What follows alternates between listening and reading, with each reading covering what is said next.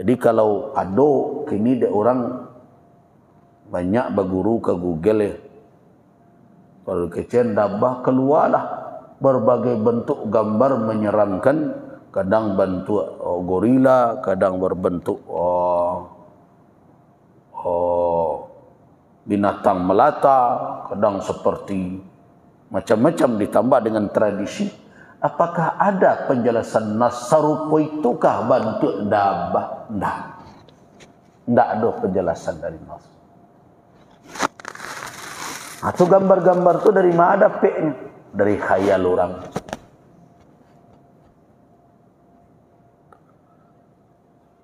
Nah, sesuai dengan konsep keimanan kita kepada perkara yang gaib bagi kita dan yang akan terjadi nanti ketika dekat hari kiamat, sebaiknya iman kita itu seharusnya hanya kita sandarkan kepada khabar yang sahih dalam Al-Quran dan Sunnah. Yo, ada keluar nanti dabah, kemungkinan dia hewan yang melata, ya sudah, bentuknya serupa. Wallahu a'lam.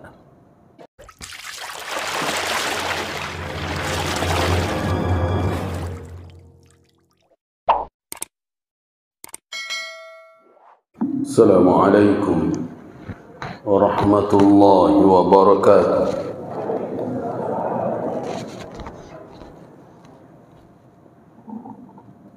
Alhamdulillahilladzi a'anana wa waffaqana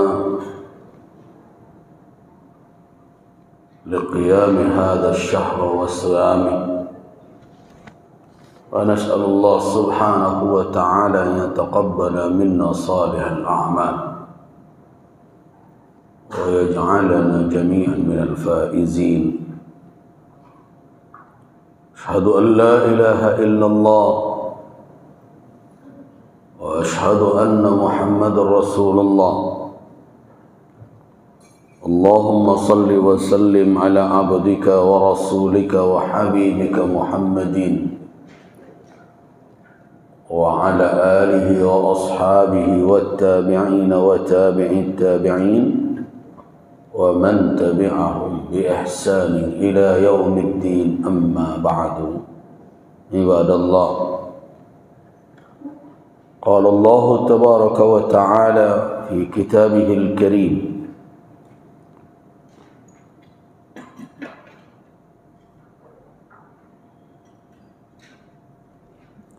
أعوذ بالله من الشيطان الرجيم.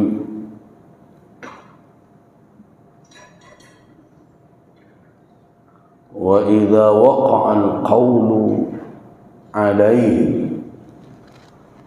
أخرجنا لهم دابة من الأرض تكلمهم أن الناس كانوا بآياتنا لا يوقنون. وإذا وقع القول عليهم أخرجنا لهم دابة من الأرض تكلمهم أن الناس كانوا بآياتنا لا يوقنون. صدق الله العظيم. جماعة kajian Aqidatul Tauhid rahimakumullah. Kita awali pembahasan kita sebagai kelanjutan dari kajian kita pada pertemuan yang lalu tentang tanda-tanda besar hari kiamat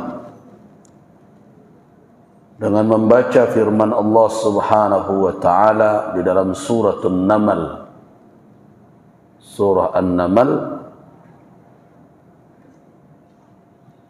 merupakan surat yang ke-27.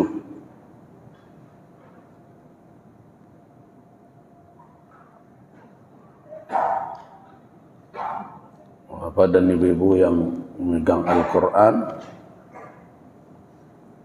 surat yang ke-27, perhatikan ayat yang ke-82.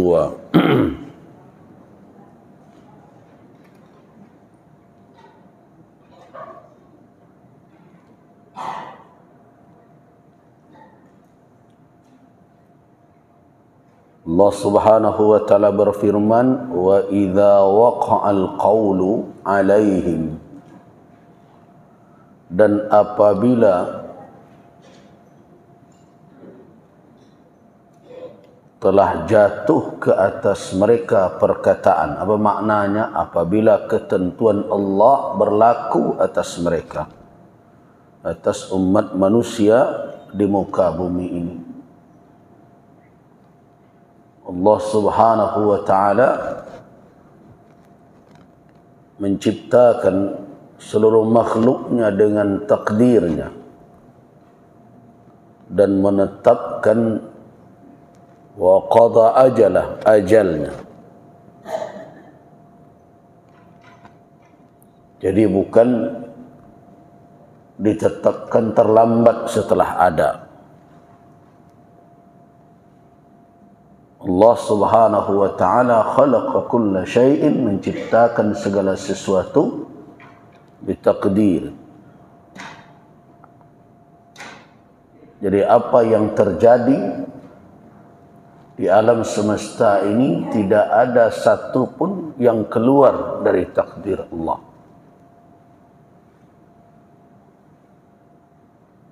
Ya termasuk rezeki kita, ajal, apapun sudah ada takdir di dalam ilmu Allah Subhanahu wa taala. Di seluruh apa yang terjadi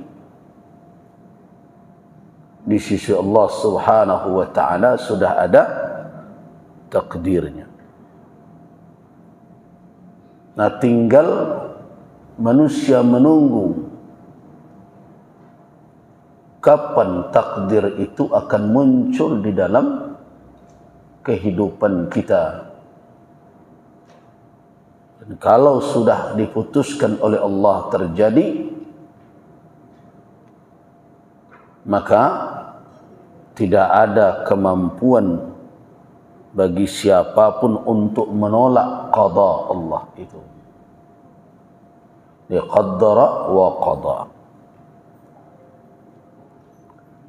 Jemaah rahimakumullah, apapun kita yakini terjadi dengan sesuai dengan qada dan qadar Allah.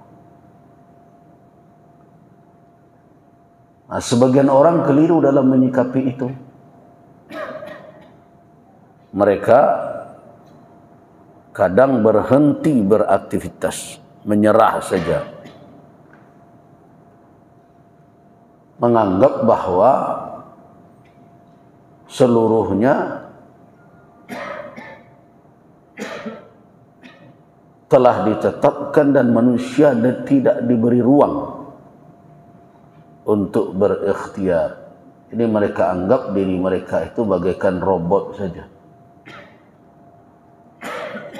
Nah, orang yang seperti inilah yang dahulu dikenal dengan kelompok Jabariyah namanya. Ini kelompok yang tersesat dari jalan yang benar. Ketika mereka bersikap pasif atau menisbahkan segala perbuatan mereka kepada Allah dengan menafikan ikhtiar, mereka mendakwakan satu kebohongan. Apa kebohongannya? Kebohongannya adalah seolah-olah mereka telah membaca qadar itu, padahal mereka tidak tahu apa yang tersurat di dalam takdir itu. Tak seorang pun kita di sini yang tahu. Kalau ada orang yang akan beraktivitas menunggu dahulu apakah di dalam qadar dia yang hendak dia lakukan itu akan terwujud atau tidak, saya yakin dia tidak akan bergerak. Jadi kalau bapak dan ibu-ibu sebelum berangkat ke masjid, ko tadi bamano memikir lay kesampaian mo di al-hakim menurut qadar mo kayo, alung ketibo yo sampai kini dan. masih bamanunya di rumah. Begitu.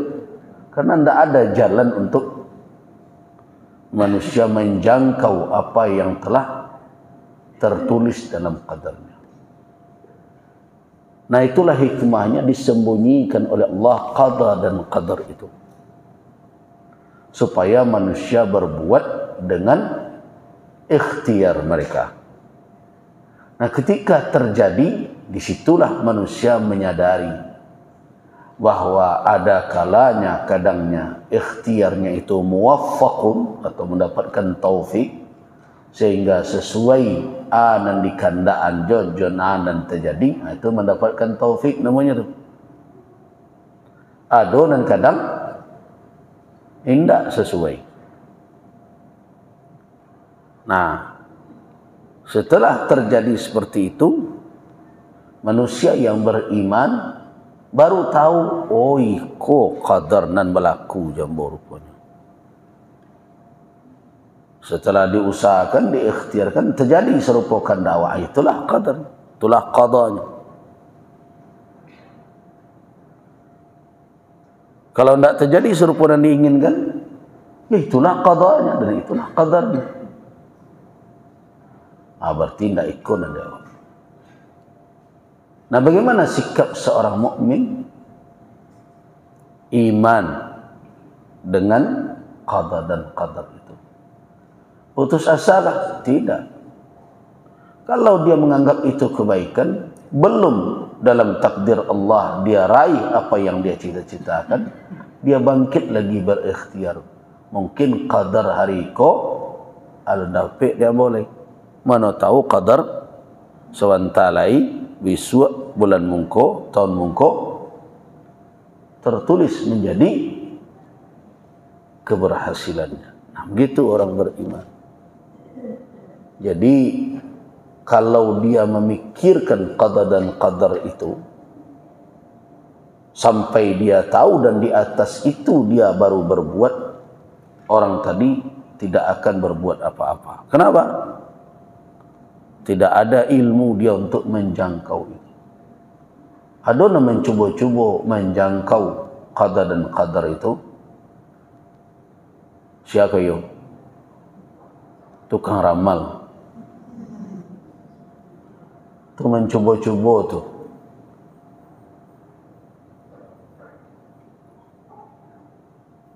Ya itu apa? Dugaan saja. Sayang sebagian kaum muslimin yang lemah iman terpengaruh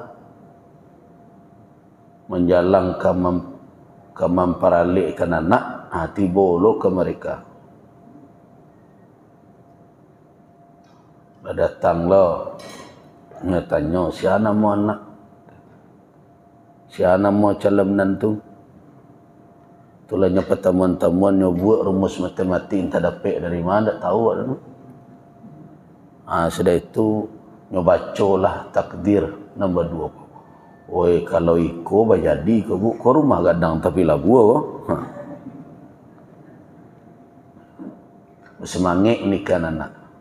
Jadi kalau aku cek tekan amat kalau iko ko payah ko merasa idiknya. Alah batal sepernikahan.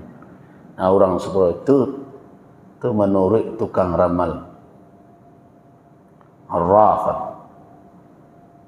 Hukumnya haram, jangankan mempercayainya, mendatanginya saja haram hukumnya. Kenapa? Karena merusak akidah. Seorang mukmin meyakini bahwa tidak ada yang bisa menjangkau qada dan qadar itu, apa yang maktub, yang telah tertulis, baik dari kalangan manusia maupun dari kalangan jin.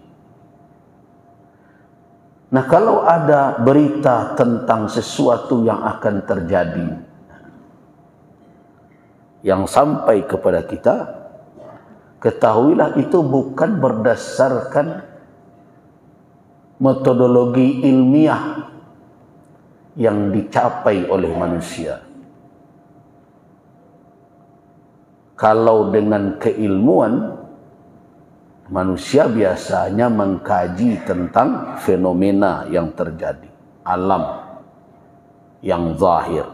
Nah, ujung dari kesimpulan mereka namanya perkiraan, dugaan, tapi berdasarkan kepada fakta yang alami. Contohnya ramalan cuaca, tapi tidak diyakini sebagai suatu keimanan, tapi hasil dari jalinan berbagai sebab-sebab. Karena Allah mengikat antara sebab dengan akibat di dalam kehidupan dunia ini, maka diperkirakan sabantalai misalnya hujan turun di padang. Itu bukan ramalan atas kegaiban namanya. Kalau itu awak jadikan pedoman, tidak usahlah ikut kini hari ke hujan. Apakah masuk kepada syirik pula? Enggak. Berbeda dengan cerita resaki dan ketibo, hidup dan kesanang atau tidak. Sebab tidak ada muqaddimah, pengantar-pengantar yang bersifat sabab-sabab tadi. Orang kau berdua kalau menikah merasa hidupnya alasannya ke merasa. Tapi kalau nyoba alasan kau tidak cocok dah kau buat itu, dan sekurang kareh dan seorang lain mada, itu lain tu. Tak percaya dah tu. Tu nasihat bapa itu, dan seorang kare dan seorang mada dan seorang suku mari dan seorang capek dan singguang tu yang tak mana-mana yang nanti cakap ke rumah tangga.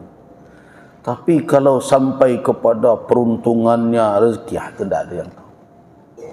Hanya Allah. Nah, jadi bedakan antara perkiraan yang berlandaskan kepada dasar-dasar sabab-sabab yang terkait dengan akibat dengan dakwaan terhadap kegaiban.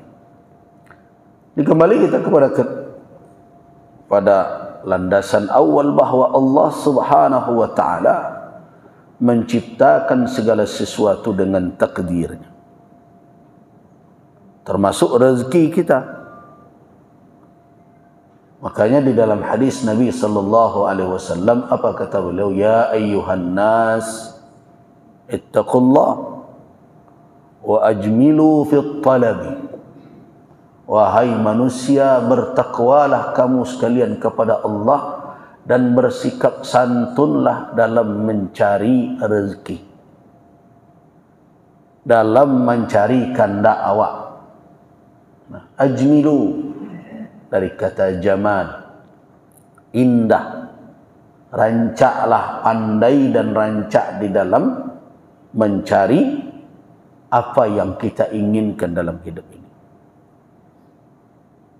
Kenapa? Fa inna nafsan lan tamuta. Sesungguhnya seseorang tidak akan mati hatta tastawfiya rizqaha, sampai dia mendapatkan rezekinya sempurna. Yakin itu? Kata Rasul, fa inna nafsan lan tamuta, sesungguhnya diri tidak akan meninggal sampai jatah rezekinya cukup. Tidak ada di dalam kehidupan dunia kau rezeki nan tertukar atau salah pembagiannya serupa nang kini kau acok kan. Kalau manusia membagikan acok salah pembagian. Nang kau untuk negara tagihan ke bininya, itu salah. Nah, salah pembagian namanya.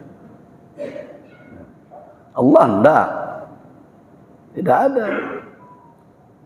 Makanya jangan boh bana ndak dapat awak ni pangkat nanti. Ini jatah orang tu kau untuk orang, ndak kau untuk awak. Jatah awak taklah kau untuk orang. Inilah ada takdirnya. Makanya dijamin oleh Rasulullah, lan tamuta, lan nafyan lil abadi.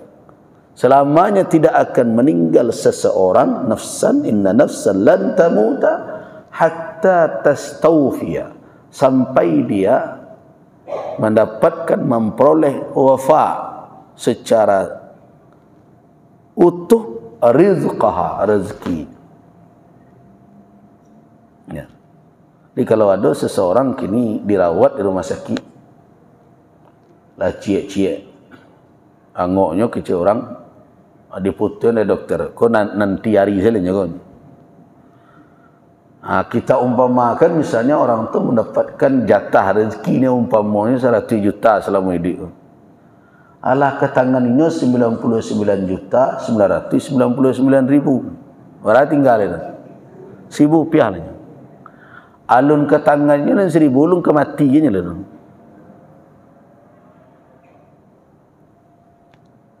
Atau mengacam nih mana dalam hidup. Sampai tunggang balik mencari. Makanya kata Nabi, khudhu ma halla wa da'u ma haruma. Khudhu ma halla wa da'u ma haruma. Ambil selanan halal, tinggalan haram. Ajmilu, sikap santunlah ke Allah. Allah memperhatikan awak. Itu konsep keyakinan kita tentang takdir, qada dan qadar Allah yang menjadi bahagian dari rukun iman awak itu. An tu'mina bil qadri khairihi wa syarrihi. Tekan itu jawaban Nabi kepada Jibril. Iman ya Muhammad. Salah satunya yang terakhir apa? An tu'mina billahi wa malaikatihi wa kutubihi wa rusulihi wal yaumil akhir wa qadrihi. Dan engkau beriman dengan qadar yang ditetapkan oleh Allah, khairihi, baik yang baiknya maupun syarrihi, maupun yang buruk. Jadi keyakinan yang mendasar dahulu sebelum kita lanjut membicara tentang, kita akan membahas sekarang tentang dabbatul ard. Ada binatang yang melata, dabbah yang akan keluar ketika kiamat sudah hampir. Nah, sebelum kita bicara itu,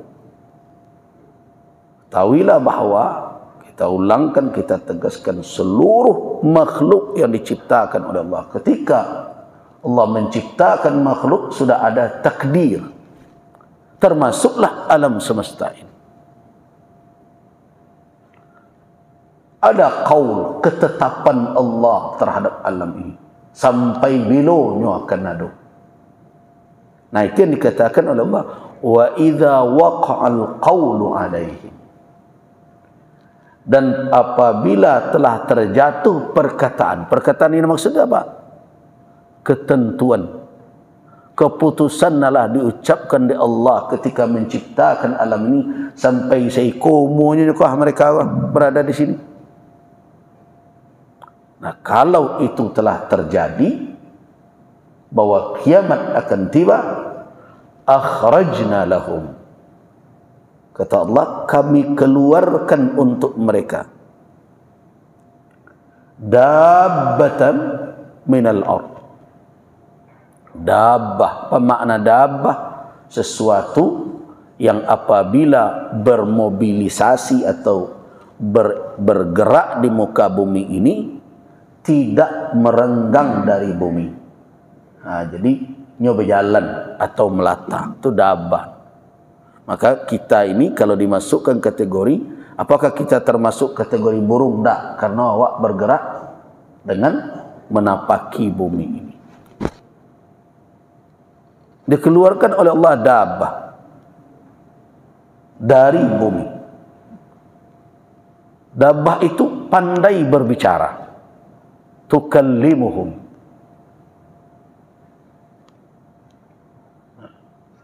Dabbah itu berbicara kepada mereka, annan nasakan, sesungguhnya manusia selama ini bi ayatina la yuqinun, tidak yakin dengan ayat-ayat, tanda-tanda yang telah kami berikan. Itu yang disampaikan oleh dabbah tadi. Nah, para ahli tafsir mengatakan dabbah yang dimaksud adalah hayawan yang melata. Karena di dalam istilah memang kata dabbah walaupun dari sisi makna umumnya mencakup apa saja makhluk yang bergerak di muka bumi ini, tidak dengan terbang tetapi dengan menapaki bumi ini, apa dengan melata atau berjalan, maka itu termasuk dabbah. Tetapi di dalam penggunaan uruf lughawinya, kata dabbah sering dipakaikan kepada hewan. Tapi apakah ada petunjuk di dalam nas, ini sesuai dengan konsep keyakinan kita terhadap yang gaib, serupa bantuannya tu. Nah, karena ini adalah istilah di dalam Al-Quran,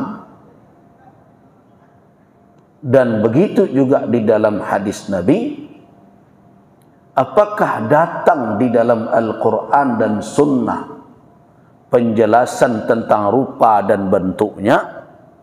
Jawabannya enggak. Enggak ada. Jadi kalau ada, kini dia orang banyak berguru ke Google ya. Kalau kecil dabbah, keluarlah berbagai bentuk gambar menyeramkan. Kadang bentuk gorila, kadang berbentuk binatang melata, kadang seperti macam-macam ditambah dengan tradisi. Apakah ada penjelasan nas sarupa itukah bentuk dabbah? Tidak ada penjelasan dari nas. Atau gambar-gambar itu dari mana dapetnya? Dari khayal orang.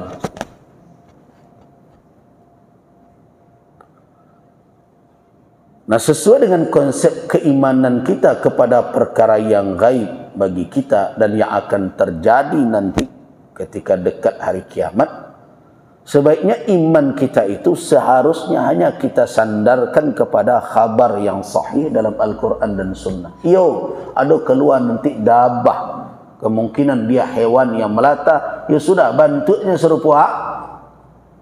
Wallahu a'lam. Kita tidak tahu persis sifatnya, karakternya, dan kita tidak tahu persis jenisnya. Tapi banyak orang mengatakan dia sejenis hewan. Nah, kalau begitu keimanan kita laisa sempurna iman, sempurna. Kenapa? Karena yang dituju oleh Allah Subhanahu wa ta'ala memberitahukan kepada kita bahwa kemunculan dabbah itu sebenarnya bukan untuk sebatas mencari tahu bentuk dan rupa, tetapi peringatan apabila telah muncul dabbah itu berarti waqa'al qawlu alaihim. Nah, itu yang dikaji. Apabila dabbah itu telah muncul, berarti ketentuan Allah telah berlaku. Maknanya itu taubat tak terima lagi. Kesadaranlah kelambek. Nah, karena itu sebelum dia keluar, ana narusuk kerajaan. Ya bertaubatlah kini banyak-banyak sebelum pintu taubat tertutup. Di dalam hadis Nabi sallallahu alaihi wasallam, Rasulullah sallallahu alaihi wasallam mengingatkan bahawa apabila tanda-tanda hari kiamat tiba,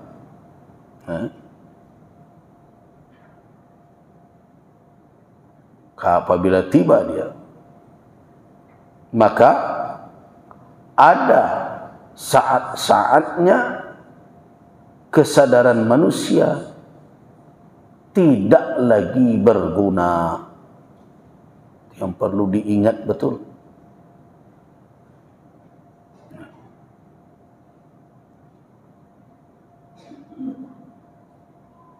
Apabila telah muncul itu, maka tidak berguna lagi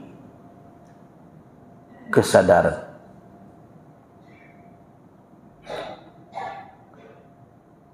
Di antaranya adalah kemunculan dabbah itu.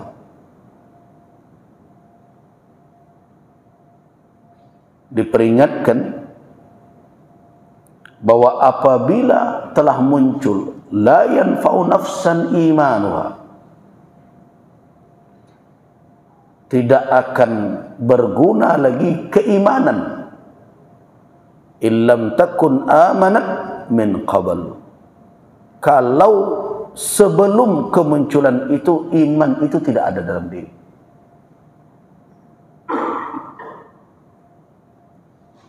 Dia apabila telah muncul, iman tidak berguna kalau iman itu sebelumnya tidak ada. Jadi orang kafir kalau beriman setelah kemunculan dabbah, tidak berguna lagi keimanan mereka.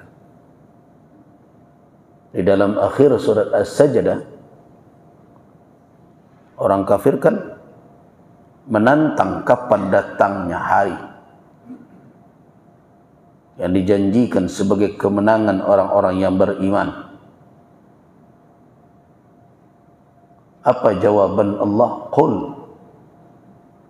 yaumal fathi la yanfa'ul ladhina kafaru imanuhum wa la hum yunzarun.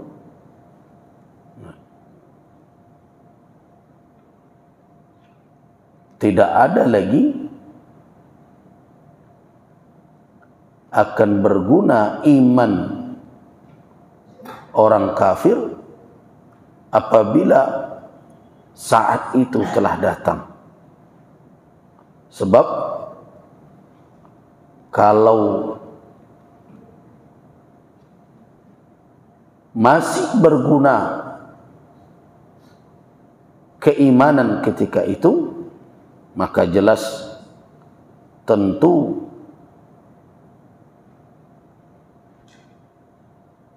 orang-orang yang sekarang menunda-nunda, mungkin ini kan banyak baiman lalai, suaklah, suak kabisuk aja kan. Nah,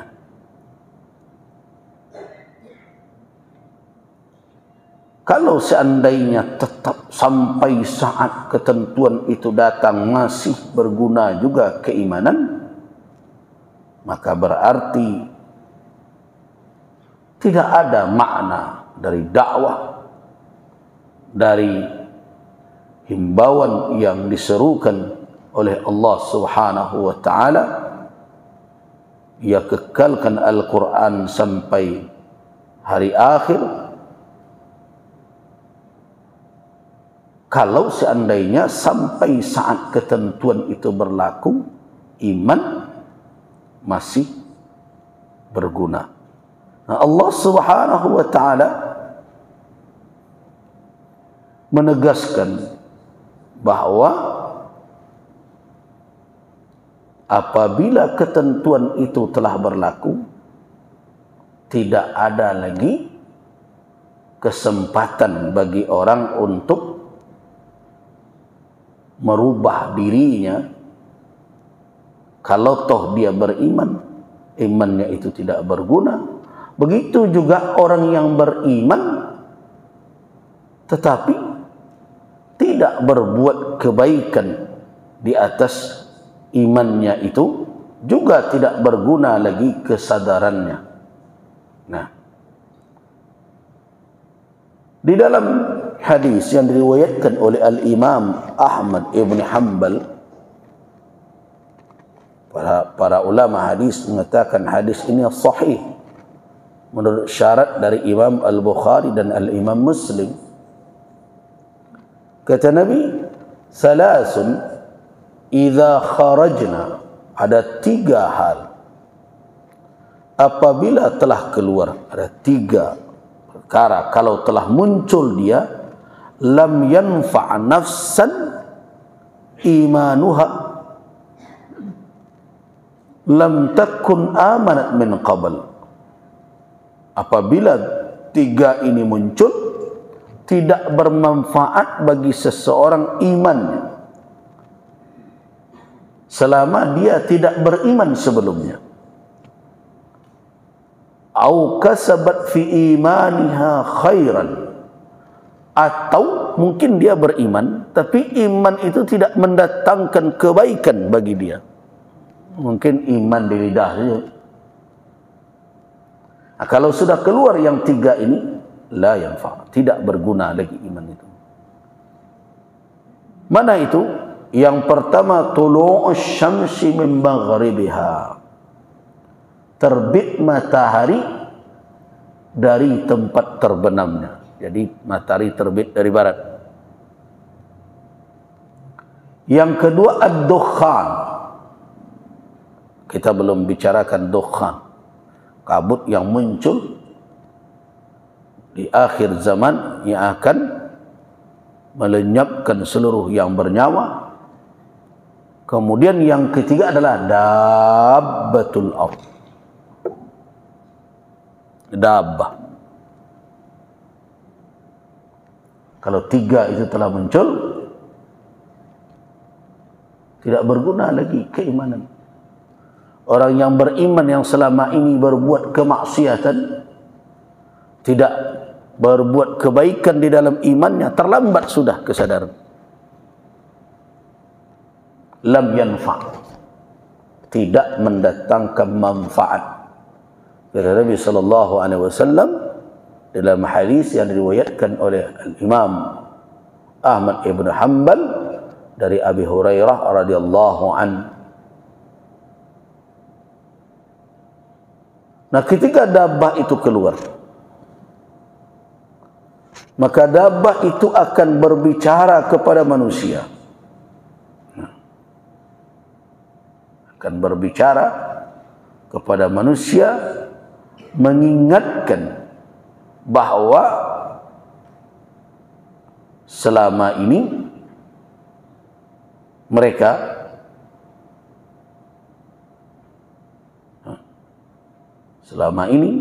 mereka lalai dengan ayat-ayat yang telah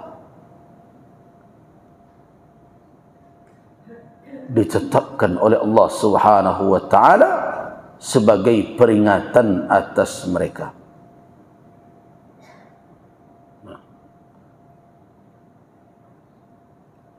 Jadi apa yang akan muncul dari dabbah itu? Dabbah itu bisa berbicara. Berbicara kepada manusia, memberitahukan bahawa manusia selama ini telah lalai. Dari mana kita tahu dabbah itu bicara? Dari Al-Quran. Dalam surat An-Naml tadi, tukallimuhum.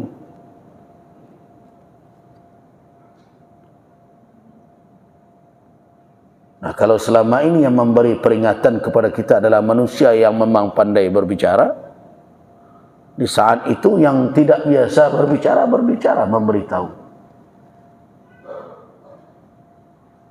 Mengingatkan bahawa manusia selama ini tidak yakin dengan ayat-ayat yang telah dimunculkan, yang telah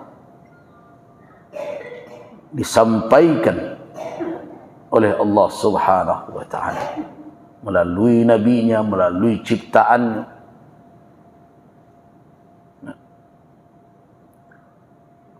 Nah, kalau manusia tersadar ketika itu berdasarkan hadis di dalam riwayat Imam Ahmad tadi dan juga diriwayatkan oleh Al-Imam Muslim rahimahullah, kalau sudah keluar, la yanfa'u nafsan imanuha illam takun amanat min qabl. Jadi perlu yang kita garis bawahi dari hadis itu, kalau dia tidak beriman selama ini, iman ketika dabbah keluar, la yanfa', tidak bermanfaat. Atau dia beriman tapi tidak, lam takun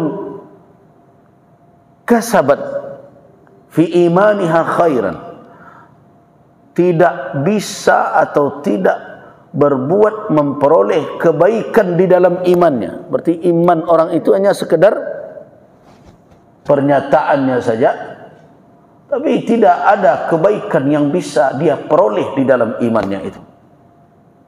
Artinya dia iman tapi bergelimang terus dengan kemaksiatan. Ketika dabah keluar dia sadar, Allah lah sampai di siku selalai. Itulah terlambat. Nah, sudah terlambat. Nah, terus bagaimana sikap kita? Sikap kita semestinya bersesuaian dengan tuntunan Rasulullah di dalam hadis yang diriwayatkan oleh Al-Imam Muslim rahimahullah, juga dari Abi Hurairah. Kata Rasul sallallahu alaihi wasallam, badiru bil a'mali sittan, kata Nabi. Badiru, mubadarah, bersegeralah. Jangan ditunggu juga. Segeralah kamu beramal mendahului 6 perkara. Yang tunggu tiba na 6 ke dulu.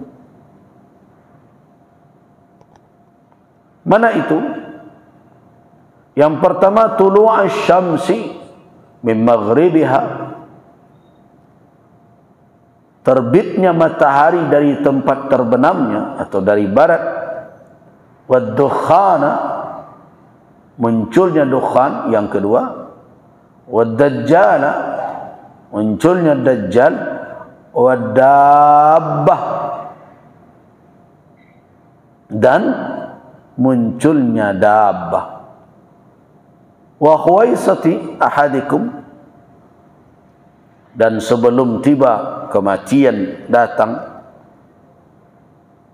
Dan amral amma, dan kiamat tiba. Jadi sebelum tiba yang 6 ini, Rasulullah telah memperingatkan, badiru,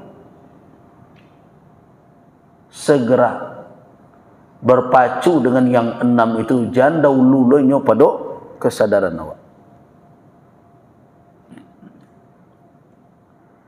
Itulah yang dituju dari peringatan-peringatan Allah tentang kemunculan dabbah di akhir zaman, baik di dalam Al-Quran maupun sunnah Nabi. Jadi tidak terlalu penting sebenarnya bagi kita tentang bentuk dan rupanya itu. Sebab ketika dia muncul, orang-orang yang beriman akan tahu bahwa itulah dabbatun minal ard. Kenapa? Dia pandai berbicara. Isi pembicaraannya adalah peringatan kepada manusia bahwa selama ini mereka telah lalai, tidak yakin dengan ayat-ayat yang telah diturunkan oleh Allah Subhanahu wa taala. Tebalaka rumi mana tahu. Cuma kalau itu nanti ditunggu sampai keluarnya baru wak menyadari, ya sudah terlambat. Nasi sudah jadi bubur tu namanya.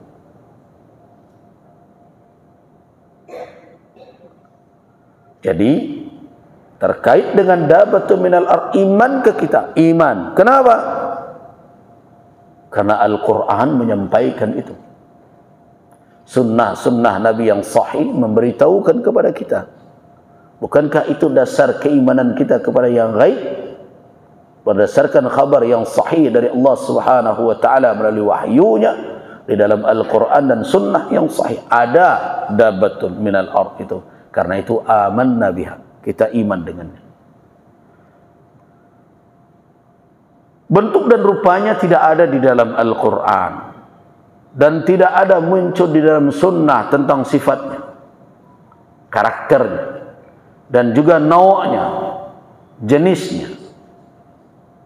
Di dalam kitab Al-Aqidah Al-Islamiyah dikatakan bahwa dabbah itu tidak ada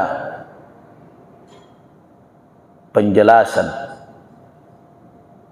di dalam Al-Quranul Karim dan di dalam sunnah Nabi, karena itu nakilu ilma naw'ihi wa syaklihi wa hayatihi ilallahi azza wa jal. Jadi nakilu, kita serahkan saja kepada Allah azza wa jalla tentang apa? Nau'nya, jenisnya, hayawan, ya, tapi jenisnya seperti apa?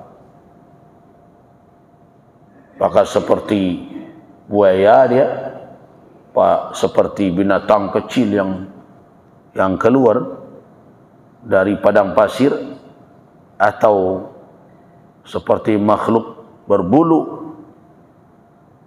Wallahu a'lam. Nakilu, kita menyerahkan ilmunya, baik terkait dengan nauk, macamnya, modelnya, wa syaklah, rupanya, wa hay'ah, keadaannya, ilallahi azza wa jalla. Yang mengatakan dia makhluk besar berbulu dan berbagai macam, kemudian dikait-kaitkan dengan Pulau Socotra dan sebagainya, karena ada hadis yang menceritakan seorang sahabat pernah berlayar di malam hari dan sebagainya, tapi itu tidak memberikan kepastian tentang nauk, jenis, bentuk, rupa, dan keadaan. Artinya apa? Pastinya bentuk dan rupanya itu kita serahkan saja kepada Allah Azza wa Jalla. Karena di dalam Al-Quran yang kita temukan, dabatan minal ard, Allah tidak berikan penjelasan seperti apa persisnya itu. Di dalam hadis Nabi juga demikian. Karena itu kita serahkan kepada Allah. Begitu cara kita mengimaninya. Nah, wa hadzal hayawan ini yazharu lin-nasi qubaila as-sa'ati, muncul, terlihat oleh manusia, muncul kepada manusia di saat sebelum kiamat dalam waktu yang dekat. Untuk apa hikmahnya muncul itu? Yaitu tamyiz al-mu'mini minal kafir, untuk memilah ma orang nan iman, ma orang nan kafir. Jadi ketika dabbah muncul, itu sudah jelas tuh garisnya, ma mukmin, ma nan kafir. Kalau kini kan macam buat-buat semua. Orang kafir yang aku beriman kadang. Sehingga banyak awak mencalinya mengaku beriman, perangainya susah awak menyebutnya. Mengaku beragama Islam, tapi ketika bicara akhirat dianggapnya khayal dan fantasi. Nah, sekarang bercampur aduk. Tetapi ketika dabbah keluar, terjadi tamyiz, mukmin, kafir, jelas batas. Abalo awak kan mengecekkan kata kafir tu tidak boleh disebut. Sampai hari kiamat tiba, itulah yang menjadi ukuran keridhaan Allah kepada makhluknya, mukmin dan kafir. Kan sekarang ada pula yang memfatwakan tidak boleh menyebut orang yang kafir itu kafir. Jangan sebut-sebut kafir. Maka itu, karena lakum dinukum waliyadin. Tu awak agama awak, tu orang agama orang. Ceritanya di mayat tu, ya dalam surah Al-Kafirun, doa sebutnya.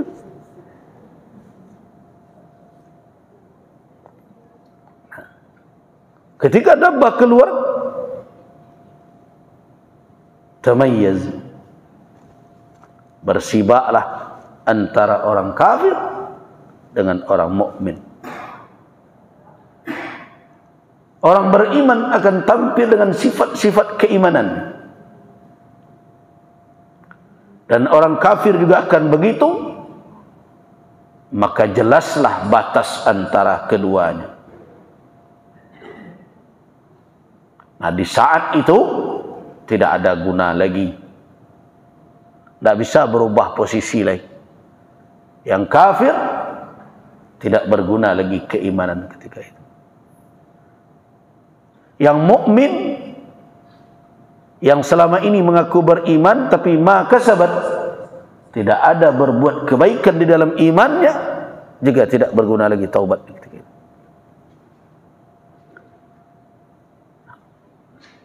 Dari petunjuk Al-Quran dan Sunnah tadi itu, maka satu yang harus kita pegang teguh sebagai kesimpulan dari peringatan-peringatan itu adalah jangan didahului amal saleh kita oleh dabbah tersebut.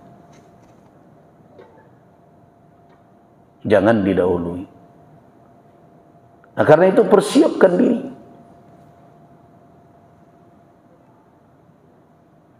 Agar kita bisa memanfaatkan waktu yang diberikan oleh Allah Subhanahu wa taala ini untuk terus mencari ridha Allah Subhanahu wa taala. Dan tidak perlu ditunggu kemunculan itu baru beramal. Kalau itu terjadi, berarti kita kalah dalam kehidupan. Padahal Nabi SAW mengatakan, badiru, bersegeralah, dahului 6 perkara itu. Tulu'us syams, dukhan, dajjal, dabbah, maut masing-masing. Kalau tiba di sikol, apa guna iman? Tidak. Udah apa lagi? Kiamat datang. Kalau sudah datang yang 6 itu, tidak ada guna iman. Nah,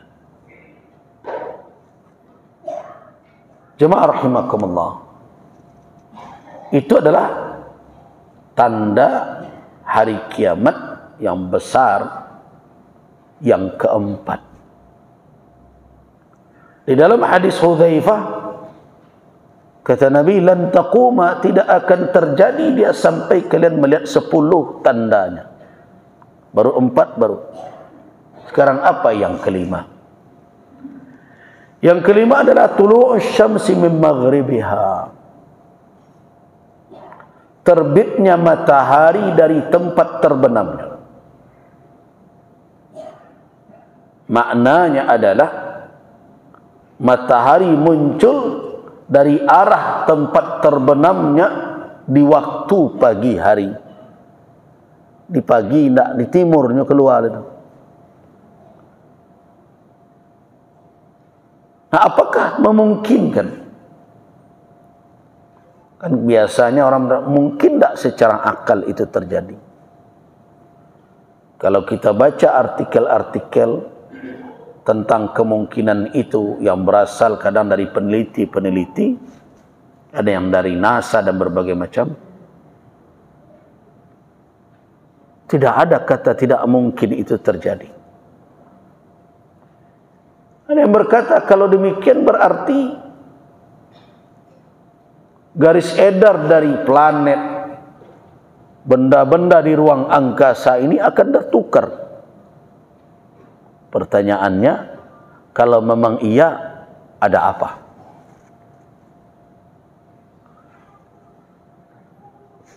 Ya, ini kan sudah ditetapkan oleh Allah, iya. Tetapi ingat, Allah Subhanahu wa taala tidak terikat dengan ketentuan yang dibuatnya. Itu yang perlu diingat. Nyonan takabe jo sunnatullah itu siapa? Makhluk.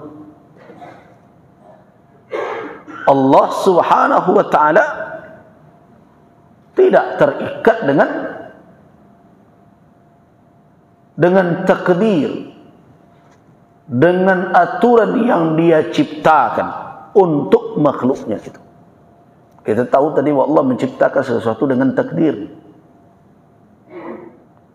Allah ciptakan alam semesta dan bergerak sesuai dengan ketentuan yang dia buat. La syamsu yanbaghi laha an tudrikal qamar wa lal lailu sabiqun nahar wa kullun fi falaki yasbahun. Kan begitu? Tidak akan ada yang saling mendahului antara matahari dan bulan, siang dan malam. Seluruhnya di falak ini, di jagat raya ini, yasbahun, bagaikan berenang pada garisnya masing-masing. Ya, itu ketentuan Allah ketika menciptakan alam semesta ini. Dan dari alam yang luas ini yang terjangkau oleh ilmu manusia saat ini hanya sangat sedikit sekali. Kalau orang mengatakan bahawa galaksi kita yang mereka sebut dengan galaksi Bima Sakti beredar mengelilingi bintang, salah satu bintang disebut dengan bintang matahari, itu sun kata mereka. Kalau kita umpama andaikan setiap bintang yang terlihat itu memiliki pula di sekitarnya planet-planet bara kira-kira, wallahu a'lam bi'adadiha, jumlahnya dan apa yang ada di sekitarnya, kehidupan apa yang ada atau tidak, semua itu tidak dalam jangkauan. Nah, tidak dalam jangkauan ilmu manusia. Makanya kita harus menyadari betul, wa ma utitu minal ilmi illa qalila. Kamu tidak diberikan ilmu melainkan hanya sedikit saja. Dan betapa banyak kesimpulan-kesimpulan ilmiah yang dibuat setelah kemajuan teknologi ternyata harus dirombak. Dahulu ketika SD awak cari planet, ada nama planet Pluto bagi. Ternyata kini dalam penemuan terakhir Pluto itu tidak memenuhi syarat jadi planet. Lah dicoret belum.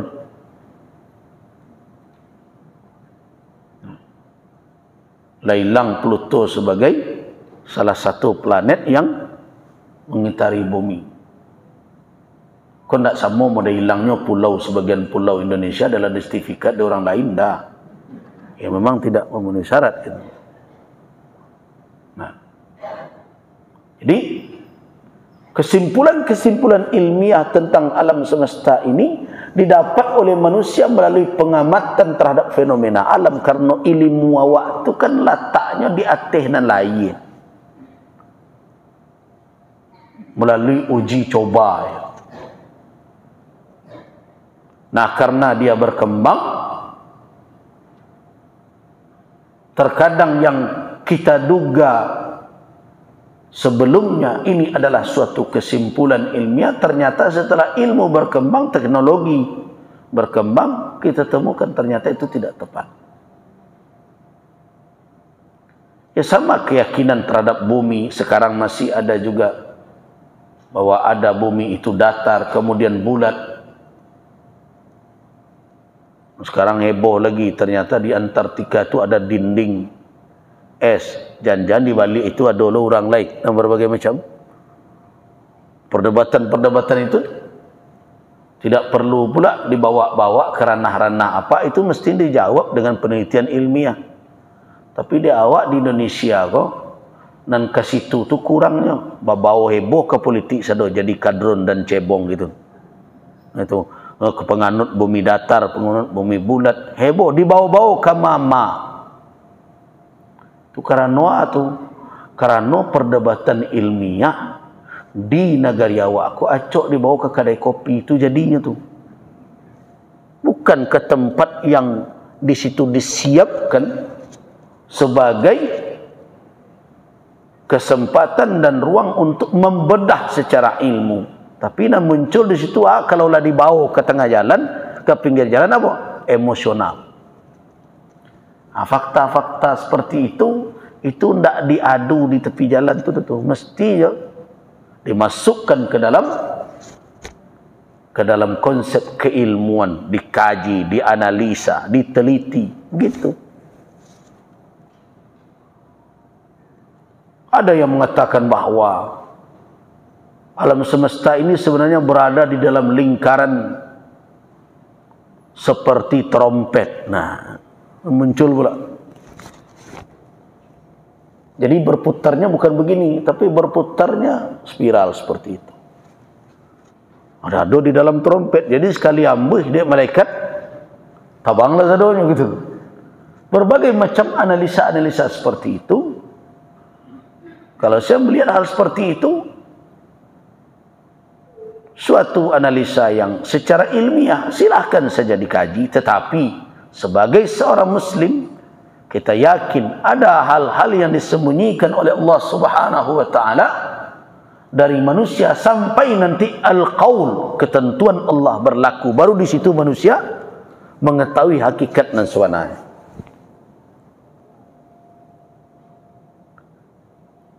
Nah, diberitahukan oleh Allah jauh-jauh hari kepada kita agar jangan terlambat menyadari. Siapkan diri. Nah, itulah gunanya tanda-tanda hari kiamat itu disampaikan oleh Allah di dalam wahyunya, baik dalam Al-Quran maupun melalui lidah nabinya, sunnah beliau, sebagai peringatan.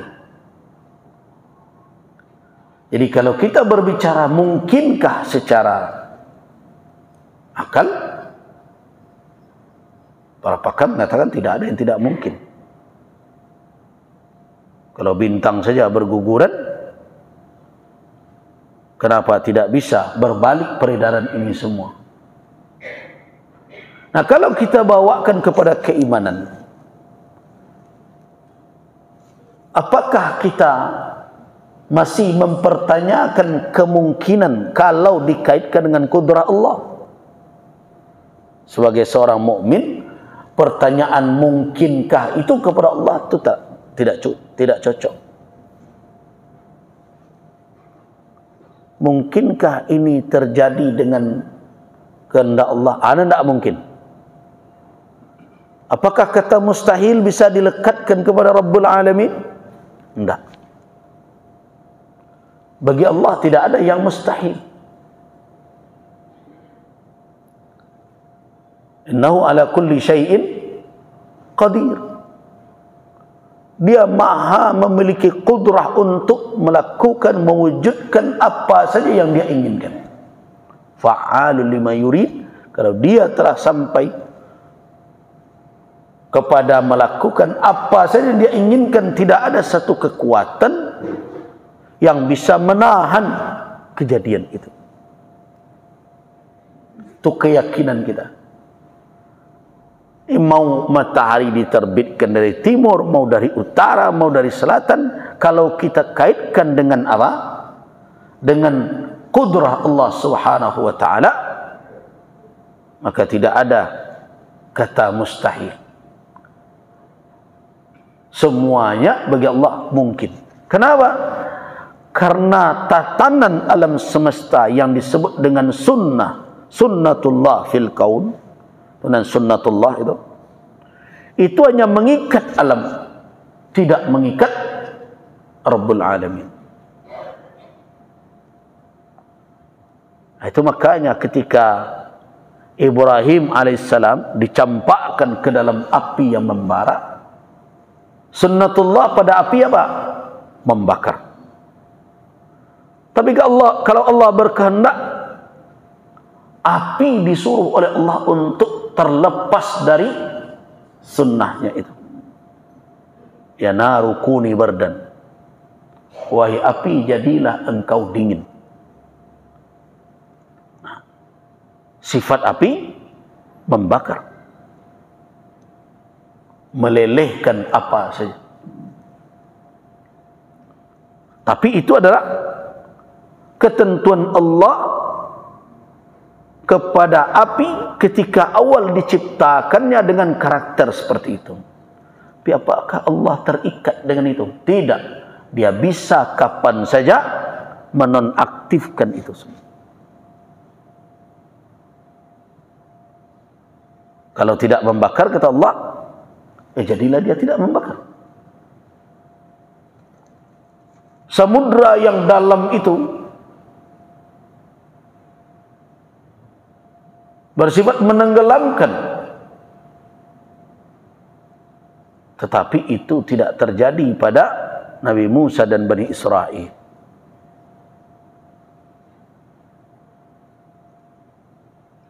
Begitu juga ketika manusia diperjalankan atau berjalan di udara, di ruang angkasa dengan kecepatan yang begitu, kekuatan fisiknya tidak akan mampu menahan tekanan. Kalau awak naik ke Petabang, kok bisa lah ke Petabang tu pakai buka jendela, mungkin panik awak.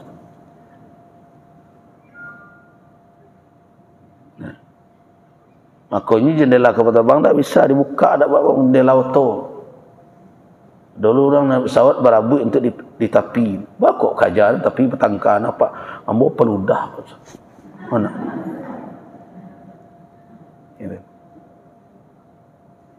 Ya, kalau dia terbuka tekanan udara. Tapi apakah ketentuan-ketentuan seperti itu diberlakukan oleh Allah pada peristiwa Isra'nya Nabi sallallahu alaihi wasallam?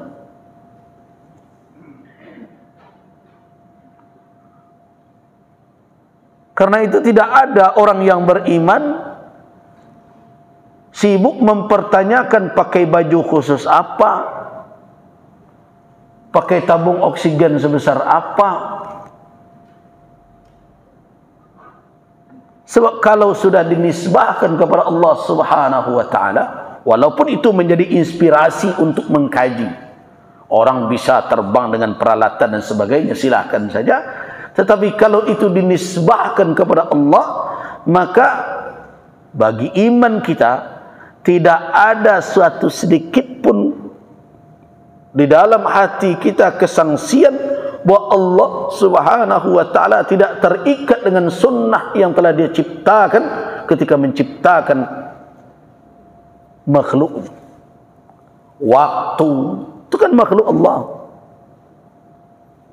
Allah Subhanahu wa taala tidak terikat dengan itu semua.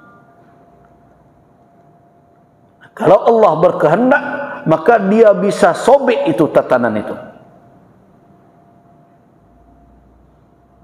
Dia keluarkan peristiwa itu dari konsep kebiasaan.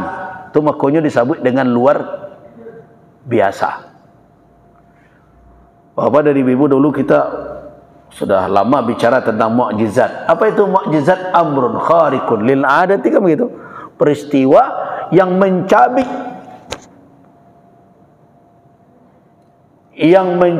yang merobek jalinan kebiasaan. Apa maknanya itu? Indak tunduk kepada aturan nan biasa. Itu mukjizat. Nan biasa orang campang dalam api angui. Itu nan biasa. Orang dimasukkan ke dalam perut ikan, keluarnya. Itu yang biasa. Tetapi Allah Subhanahu wa taala menonaktifkan, membuat anan kejadian yang biasa itu tidak terjadi, tidak berlaku pada peristiwa tertentu. Kasus misalnya Nabi Yunus ditelan oleh ikan. Ternyata tidak menjadi santapan bagi ikan. Keluar sehat kembali. Utuh. Nabi Ibrahim begitu.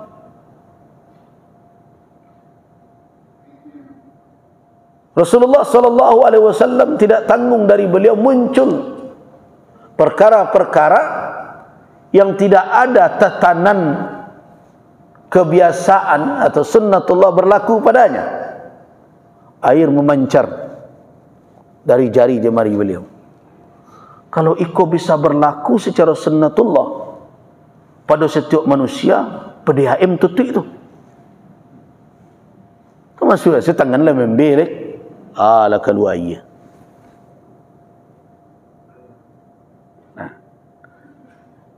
Nah, siapa yang punya kudrah untuk menjadikan tatanan tadi, aturan-aturan nan biasa tadi itu yang dikenal dengan sunnatullah itu tidak berlaku atau berubah, hanya Khalik, pencipta sunnah itu. Siapa? Allah Subhanahu wa taala. Nah, terkait dengan terbitnya matahari dari barat, itulah sunnatullah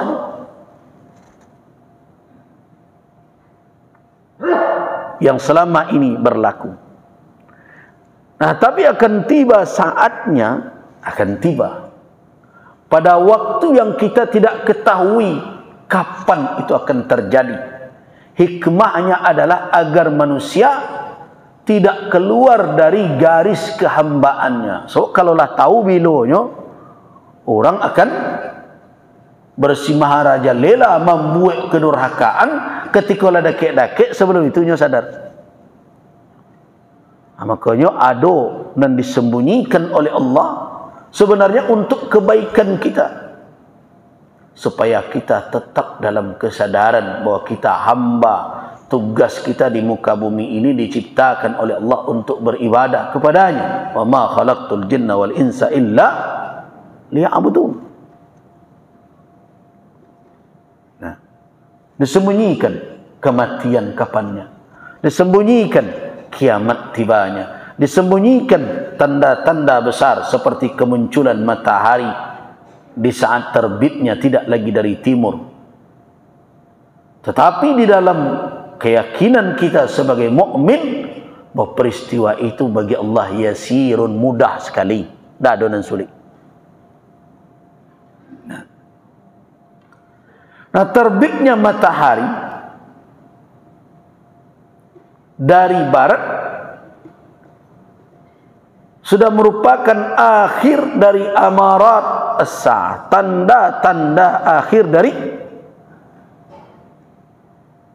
kedatangan hari kiamat.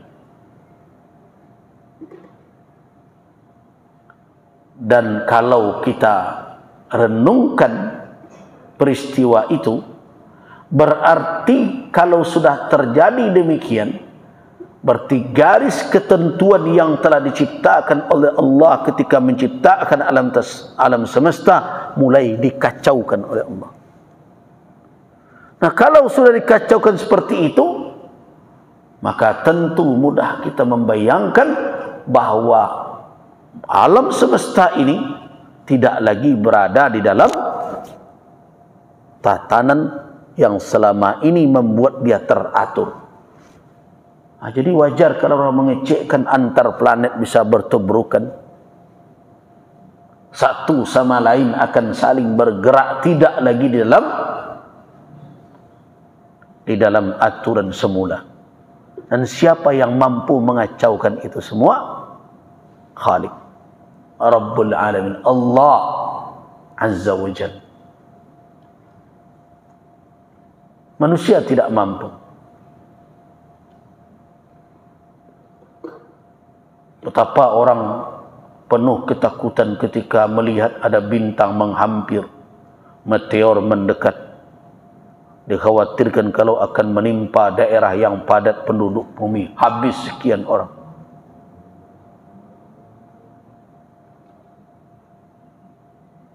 Manusia tidak mampu menolak mudarat kalau itu terjadi. Tapi nananihnya manusia kok tidak mampu menolak mudarat, tapi buat mudarat kencang.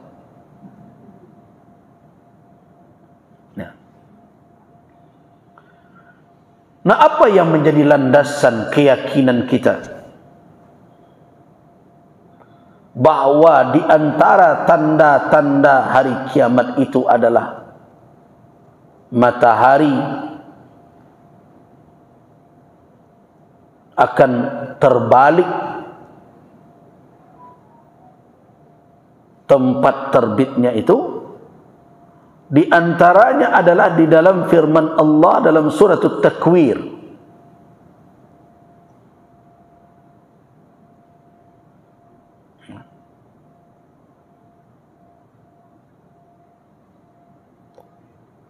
Idza asy-syamsu kuwwirat wa idza an-nujumu kadarat wa idza al-jibalu suyyirat wa idza al-'isharu uttilat. Allah Subhanahu wa taala memberitahukan kepada kita kedahsyatan peristiwa itu. Idza asy-syamsu kuwwirat wa idza an-nujumu kadarat wa idza al-jibalu suyyirat wa idza al-'isharu uttilat. Apabila matahari telah digulung, artinya garis edarnya tidak lagi seperti yang selama ini. Mungkin dia berputar pada porosnya, di sekelilingnya ada planet-planet yang mengitarinya. Nah, garis-garis ketentuan itu yang menjadi takdir penciptaan seluruh alam, termasuk matahari, bulan dan planet-planet semuanya, itu akan digulung. Maka terjadilah pemutarbalikan dan berbagai macam. Wa idzan nujumun kadarat, dan apabila bintang-bintang berjatuhan.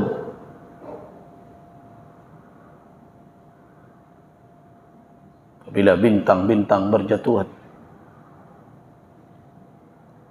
Wa idzal jibalu suyirat, dan apabila gunung diperjalankan, apa maknanya? Dia bergeser, artinya apa? Hancur, pecah. Wa idzal isyaru uttilat, ketika unta-unta yang sedang bunting tua, harta yang sangat berharga, unta yang sudah hampir melahirkan, tidak dipedulikan orang lagi. Apa maknanya? Ketika kekayaan sudah dicampakkan orang begitu saja. Ibarat proyek lah menjadi gua, lah menerima, saya tidak peduli orang lain, orang menyelamatkan diri masing-masing. Alai ada ndak kini talok serupa itu? Ndak ada. Kini ditungguinya bila lah keturun go.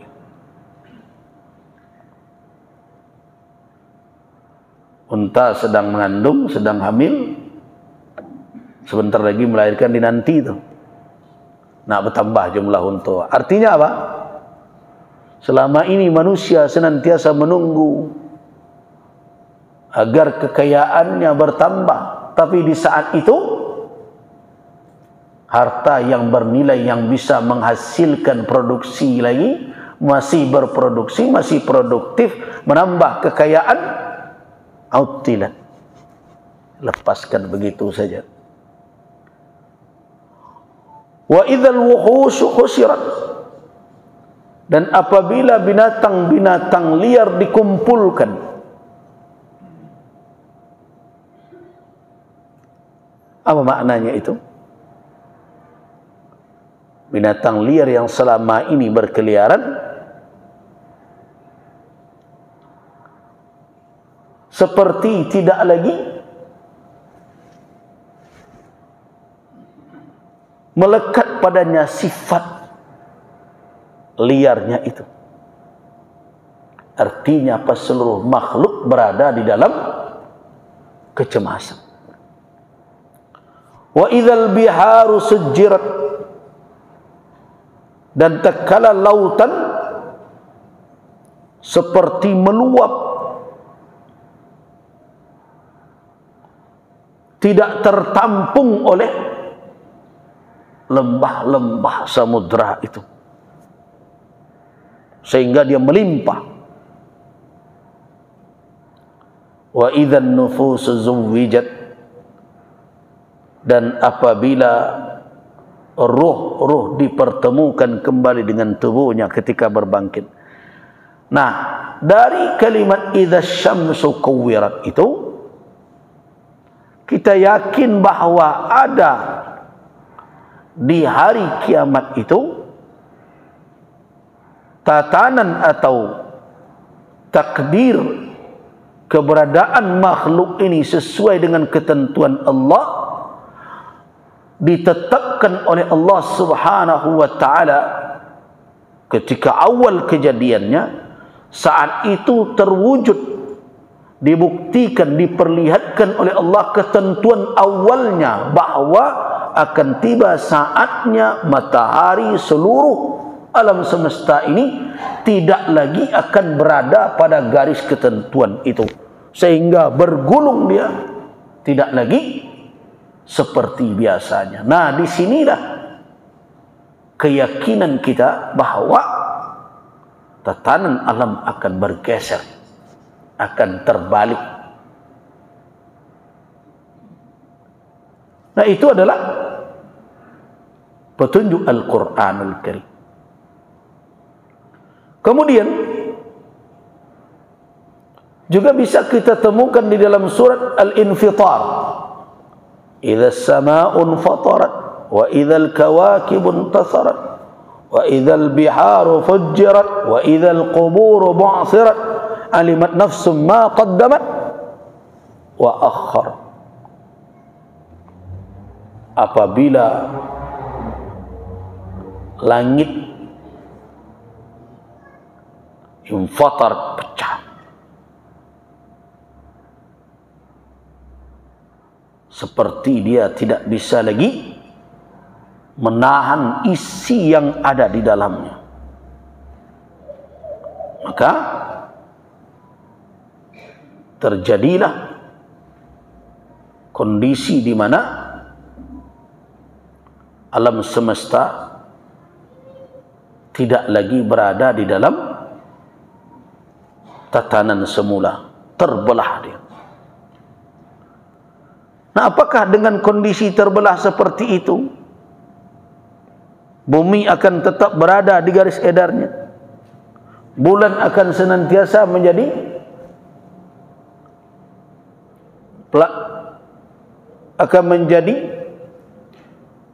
pengiring atau pengeliling bumi selama ini?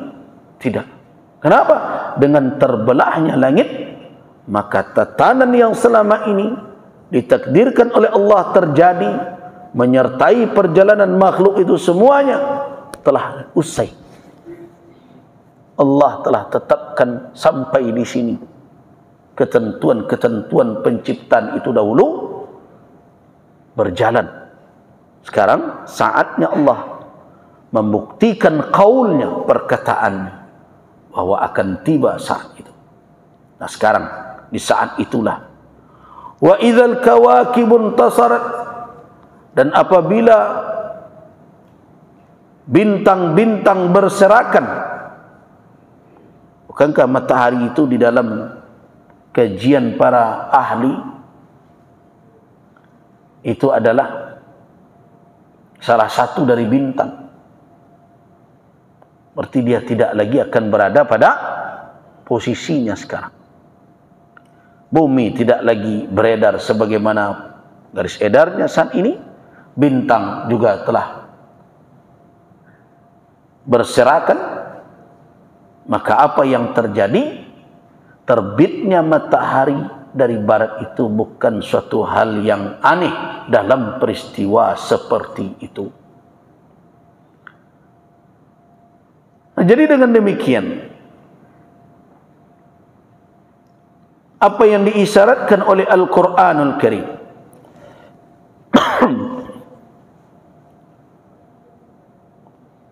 adalah sesuatu yang tidak mustahil terjadi.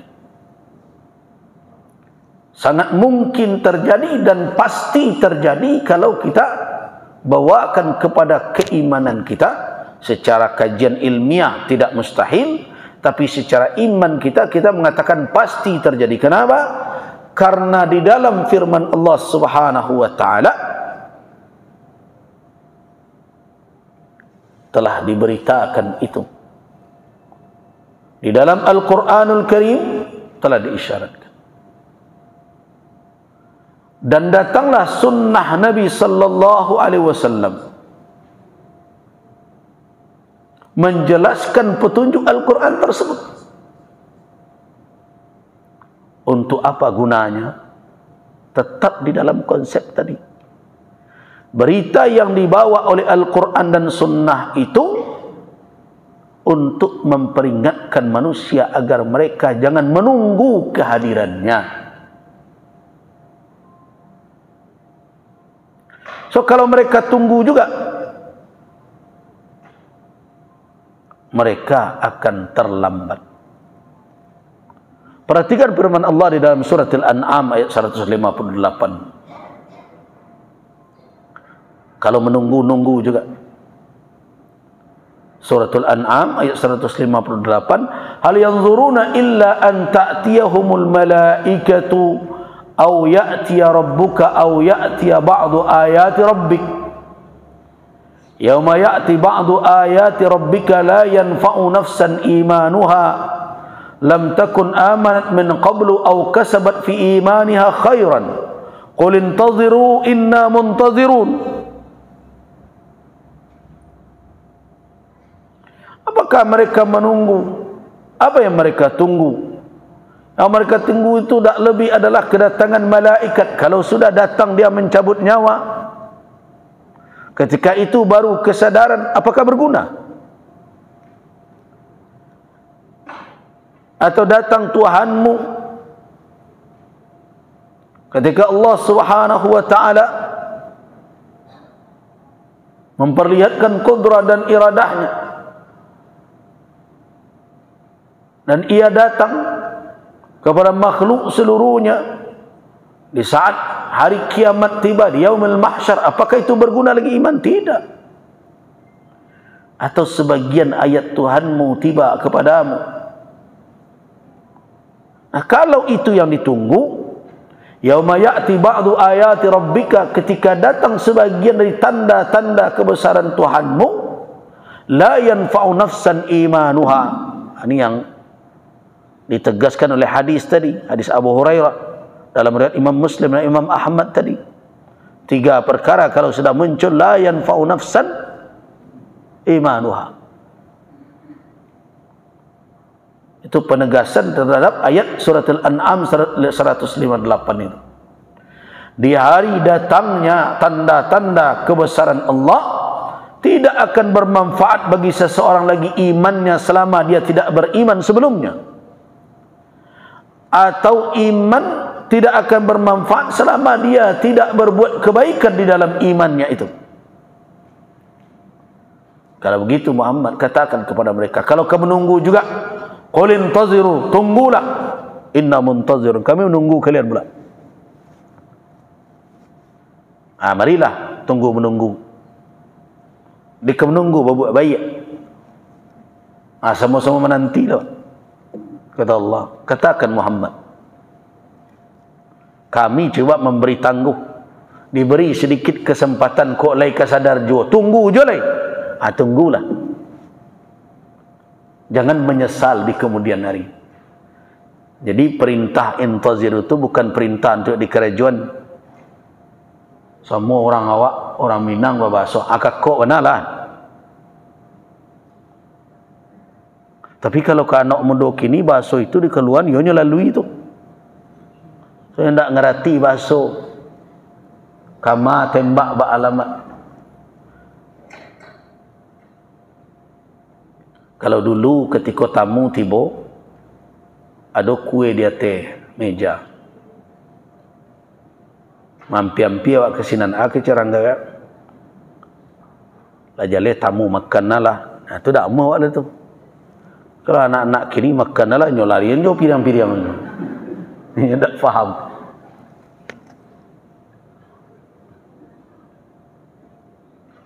Di bahasa Al-Quran, qul intaziru,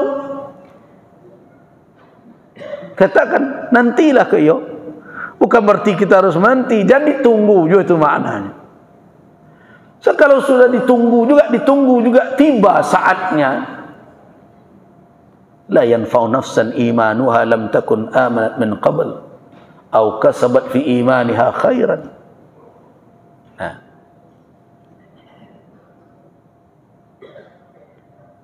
Di dalam hadis yang diriwayatkan juga dari Abi Hurairah di dalam riwayat Imam Al-Bukhari, ini menguatkan lagi tentang terbitnya matahari dari barat. Apa kata Rasulullah sallallahu alaihi wasallam? La taqumu as-sa'atu hatta tatlu'a asy-syamsu min maghribiha fa idza tala'at wa ra'aha an-nas amana man 'alayha fa dzaka hina la yanfa'u nafsan imanuha lam takun amanat min qabl. Tidak akan terjadi kiamat sampai terbit matahari dari barat. Apabila telah terbit dan manusia melihat keseluruhannya, maka amana man 'alaiha, beriman orang sadonya. Tapi ingat, fadzaka, padahal ketika itu hina, saatnya la yanfa'u nafsan, tidak berguna lagi bagi seseorang imanuha, keimanannya. Kalau ketika itu saja Tapi ada orang iman ketika itu. Onde yola ke kiamat iman. Sadar saja. Tapi kata Nabi, fadzaka hin. Itulah saatnya la yanfa'u nafsan. Tidak ada manfaatnya bagi diri lagi imannya selama lam takun amanat min qabl. Selama dia tidak beriman sebelum itu. Nah, itulah tanda yang dihadirkan oleh Allah. Kalau itu terjadi, terlambat sudah. Nah, sekarang siapa yang akan kita salahkan lagi? Kalau naudzubillahi min dzalik, kalau kita masih berlalai-lalai juga. Kita menunggu sesuatu yang ajalnya kita tidak tahu. Ketentuannya tidak ada ilmunya bagi kita tentang kapan pastinya itu. Kalau dia tiba di dalam Al-Quranul Karim, kiamat itu terjadi kalam hatil basar, bagaikan sekejap mata saja. Nah, jadi jangan ada yang menduga kita masih punya kesempatan kalau tiba.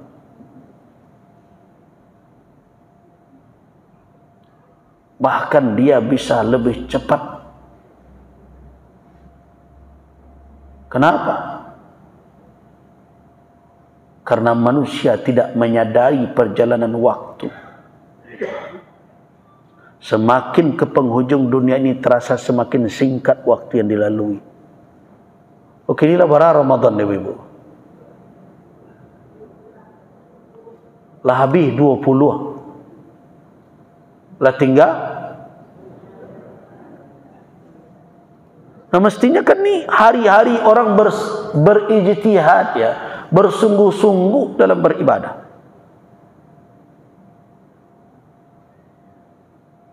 Nah, tapi nanado dalam kepala orang kini baju rayo, kue rayo.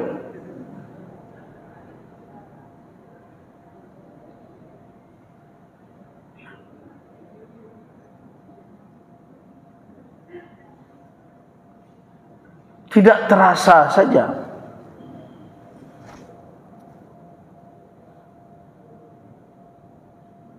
Tidak terasa saja waktu. Jadi semakin ke penghujung dunia ini, waktu ini terasa semakin cepat.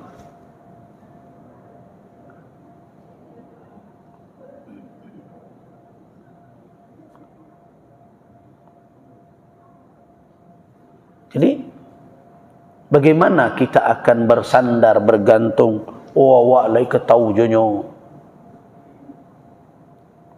Perhatikan firman Allah dalam surah An-Nahl ayat 77 yang telah berulang kali kita bacakan itu di awal pembicaraan kita tentang iman dengan hari akhir. Walillahi ghaibus samawati wal ardh wa ma amrus saati illa kalamhil basar aw huwa aqrab. Bayangkan itu. Wa ma amrus saah, perkara hari kiamat itu tibanya kalamhil basar, bagaikan sekejap mata, au huwa aqrab, dan bisa lebih cepat, lebih dekat dari itu. Sibuk juga kita dengan berbagai macam.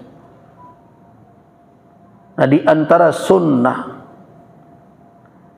yang tidak ditinggalkan oleh Nabi semenjak disyariatkan,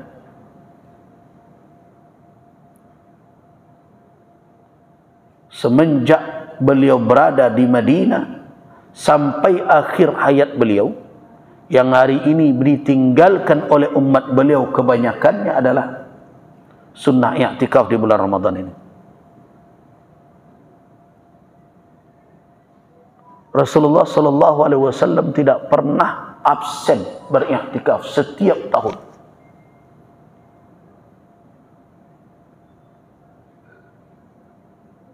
Awak lain i'tikaf juga, i'tikaf yo masuk saji wa nian sampai keluar. Itu i'tikaf daripada indak namanya, no?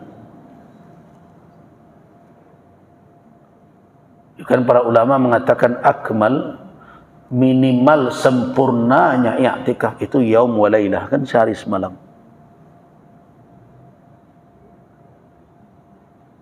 Nah, saya mengajak minimal di hari-hari kita tidak ada kesibukan, mungkin ada orang kerajo di kantor berbagai macam, ada kewajiban juga yang harus dijalankan. Karena ada hari-hari di mana kita tidak ada kesibukan seperti itu. Luangkanlah waktu untuk bertahan di rumah Allah, habsun nafs fi baiti min buyutillah liyataqarraba fihi ila Allah azza wa jalla bis-salati wadh-dhikr wa tadarusil Qur'an. Mengurung diri di rumah Allah Subhanahu wa taala untuk apa?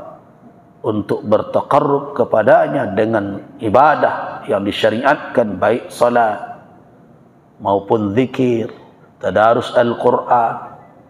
Itu adalah momentum untuk menghisap diri. Berapa hari setahun awak diberikan oleh Allah? 365 hari. Diminta oleh Allah melalui sunnah Nabi-Nya 10 hari cuman. Akhirnya tidak 10 hari, tidak mencuba agak semalam. Ansur lu. Sebabkan tubuh awak kau, fikiran, seluruh potensi awak kau, nya butuh pula untuk dicas kau, ibarat baterai HP wah. Dipakai taruh saya low bednya. Apa lalu lo dicas supaya nya segar kembali. Di samping itu adalah momentum untuk mencari, mengintai malam Lailatul Qadar. Malam Lailatul Qadar itu kan perkara gaib. Inna anzalnahu fi Lailatul Qadar. Wa adraka ma Lailatul Qadar, kan salah satunya ada tanazzalal malaikatu warruhu fiha biizni rabbihim. Itu kan gaib. Ni kalau maintainan gaib, dak nama jo encik mata nang kasar tu. Tu jiwa ketek-ketek dulu tu. Kami dulu ketek-ketek lalu di surau, lalu di masjid. Ceritanya dulu ketika malam qadar tu aye baku tang kayu rabah, ceritanya tu.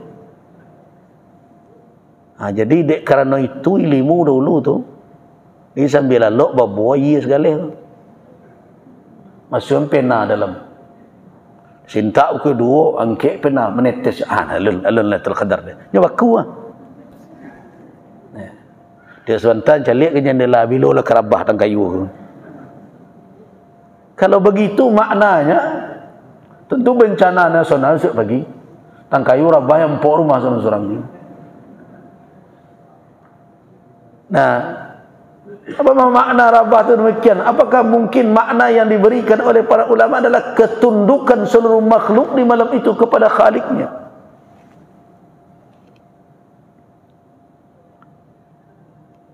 Keheningan malam itu siapa yang bisa merasakan? Ya orang-orang yang diberikan oleh Allah sensitivitas.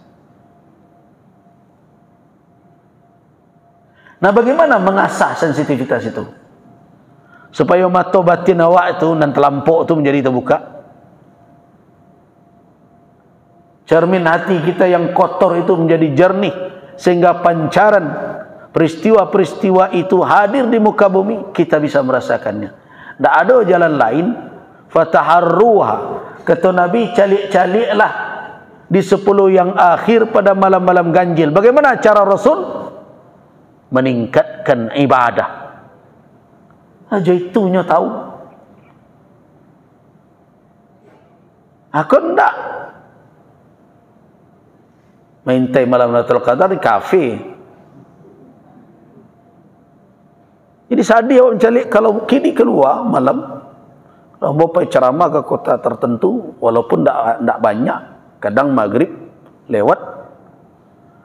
Kalau berhitung jumlah motor nan tagak di kafe, jumlah motor nan tagak pelataran parkir saji, mana banyak kira-kira? Tuh. Anak kadang dan pengusaha kafe itu orang Islam lah tuh. Nah, betapa lalainya kita selama ini.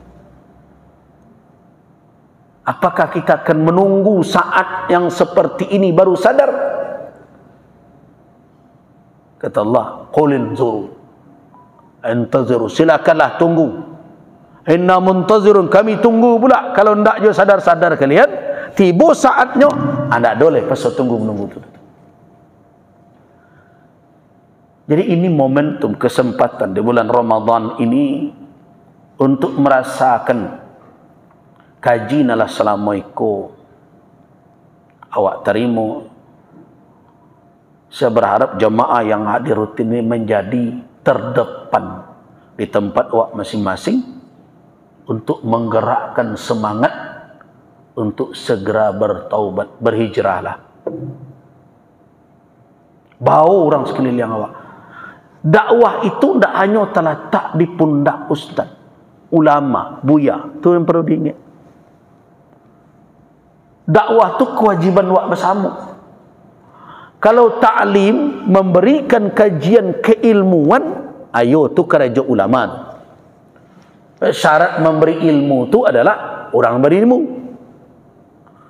Tapi menyampaikan pesan kebaikan, yuk salat, yuk tinggalkan maksiat, itu kerja bersama tu. Kerja ulil amri iyo. Ulama yang khusus kepada mereka adalah ta'lim. Mentransfer ilmu, karena itu kerajanya. Dan dia disiapkan untuk itu. Harinya dihabiskan untuk itu. Dia menjalankan tugas awak bersama fardu kifayah. Tapi menyampaikan hak, menjalankan, menunjukkan, bukan untuk ria, tapi untuk mencontohkan kepada orang, tugas awak sadonya.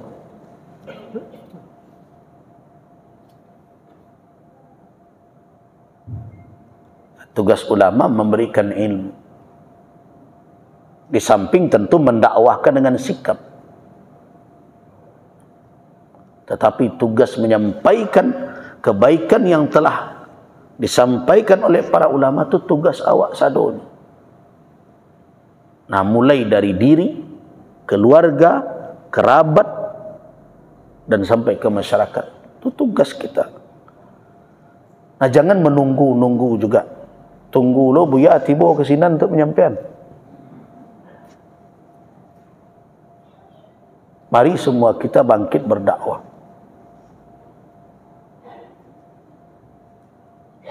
Kalau tu ulama saja ditunggu, berbahaya kondisi umat. Barik kini tugas ulama di dalam kondisi sekarang godaan. Terkadang ulama karena beban barik pekaronan boleh saja kadang harus ditinggalkan. Menghindari fitnah supaya jangan sampai ada negatif dan tiba barik. Nah, kini tugas awak meringankan ulama, awak juga satu. Kalau tidak seluruh awak bersama membawa risalah Islam itu, kita khawatir nak cucuak nanti. Seluruh kita. Tugas ulama barik. Semakin ke penghujung dunia semakin berat. Kadang hal-hal nan boleh. Ya contoh saja. Ambo kan dapat undangan khusus kok. Menghadiri apa? Nonton film. Buya Hamka kala premier. Nah. Komisi jo sekretaris di MUI, buya ba ako undangan iko. Oke cen pailah siara nak pai. Nanya diundang buya nan. Ambo ndak nak usia bioskop aja. Kan nonton Hamka je. Ya ndak ba'a dok nonton Hamka. Nanambo ndak usah. Nah. Waktu itu. Sampai itu selama kau banyak menonton yang tak selesai daripada nonton yang selesai. Nah, jadi tak patut ambo biasa masuk ke sini nampak ada umat ya Agus Rizal masuk bioskop tu magi Apollon. Ya kalau ia boleh tak ada masalah dalam hal itu, mungkin ada nilai-nilai kebaikan. Tetapi saya memilih. Nah, itu kalau dulu ada beberapa seniman sutradara dan membuat filem yang berisikan nilai-nilai dakwah, ndak ke bioskop ambo diajaknya. Mungkin berbeza. Buya-buya lain, kiai lain, itu terserahnya lah. Masing-masing awak akan mengambil bahanan akan fitnah dan berbagai macam. Makanya mudah satu. Kalau dulu pernah Bapak dan Ibu pernah dengar filem Surau Silik dulu kan? Surau Silik itu kebetulan sutradaranya jamaah di Surau. Arif Malin Mudo. Nah, Buya minta testimoni, okey? Tapi baca rohnya, ambo nak masuk bioskop dulu. Terbaca roh Buya. Akhirnya dibawanya cuplikan itu pada saya, ya bercalik lah. Nah, dalam kondisi bioskop kini rasanya hati ambo menolak untuk melangkah ke dalam itu. Walaupun orang dalamnya tak sadarnya buat maksiat, tapi mencelik gambar-gambar dan terpajang Assalamualaikum di situ, dan melakik pada tempat itu. Itu akhirnya harus, walaupun menurut sebagian orang tu dianggap yang mubah, tapi haruslah seketik banyaknya awak bersikap warak, menghindar selalu. Nah, begitu beratnya hari ini menjaga, dan tak seluruh orang pula faham. Bahkan mungkin dituduh awak tak mendukung dakwah melalui seni peran berbagai macam, itu baju. Kita memilih yang terbaik, kecuali kalau lah sudahnya atau namanya mantan aku filmnya Buyanya nyebutan jo alatnya kawak, itu ayolah berkembang ngecek. Kalau kini tak ada yang bisa sampaikan, dan kita menghormati Buya Hamka sebagai ulama besar,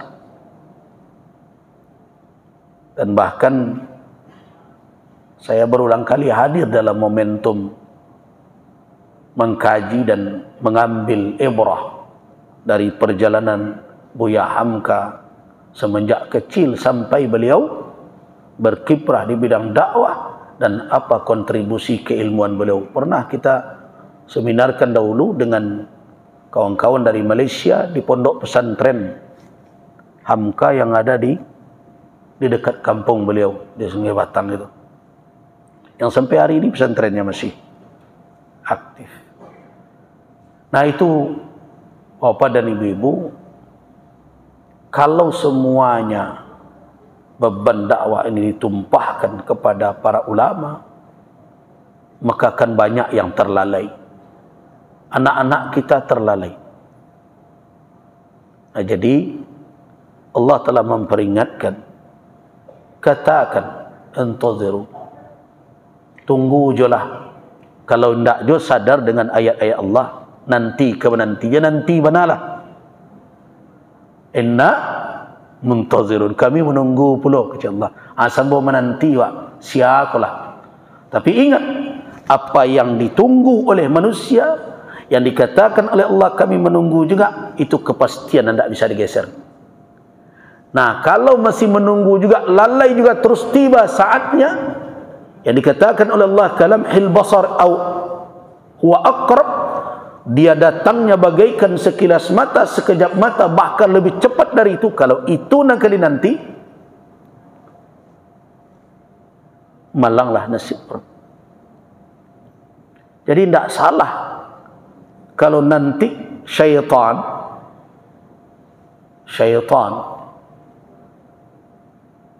di hari kiamat kelak nyobalikkan seluruh keluhan para pengikutnya kepada mereka. Baca surat Ibrahim ayat 22. Wa qala asy-syaitanu lamma qudiya al-amru innallaha wa'adakum wa'dal haqq wa wa'adtukum fa akhlaftukum wa ma kana li 'alaikum min sultan illa an da'utukum fastajabtum li. Apa kata syaitan ketika telah ada ketentuan Allah? Siapa yang masuk neraka? Siapa yang masuk surga? Apa kata syaitan kepada orang-orang yang masuk neraka yang selama ini loyal dan setia kepadanya? Apa kata syaitan? Innallaha wa'adakum wa'dal haqq.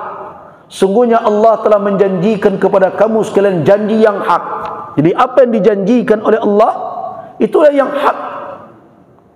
Wa wa'adtukum, sedangkan aku berjanji pula kepada kalian, fa akhlaftukum, janji saya akan saya ingkari itu. Di ketikanya berjanji syaitan itu, di saatnya berjanji itu, di dalam dirinya nyalah kami mengingkari itu. Tak ada ke kenyo penuhi. Wa ma kana li 'alaikum min sultan. Sebenarnya saya tidak punya kuasa atas kalian. Atu nan talambek sadar manusia. Tak ada daya setan tu sebenarnya menguasai awak. Kini disampaikan di Allah supaya jangan merasa awak dikungkuang dek kekuatan syaitan. Tidak, syaitan tidak punya kekuatan untuk menguasai manusia. Nanti di hari kiamat diakuinya tu. Nah, pengakuan itulah yang kini diperingatkan oleh Allah, diturunkan oleh Allah kepada nabinya. Apa katanya kepada para pengikutnya di dunia? Wa ma kana li 'alaikum min sultan. Saya tidak punya sultan. Tidak ada tasallut, tidak ada kekuasaan menguasai kamu sekalian. Jadi ana bisa aku kerajuan kecek syaitan. Illa an da'autukum, aku akan majak-ajak kalian senyum. Itu ibu-ibu hakikat di mana kekuatan syaitan itu. Tak ada ge kuat menguasai awak. Nyo mangga kerajuannya da'autukum, abo majak kalian sajonyo fastajabtum li, kalian namuh akan itu. Kalian penuhi ajakan abo. Nah, itu sebenarnya hakikatnya. Jadi jangan sangka syaitan ku berkuasa atas manusia. Tidak.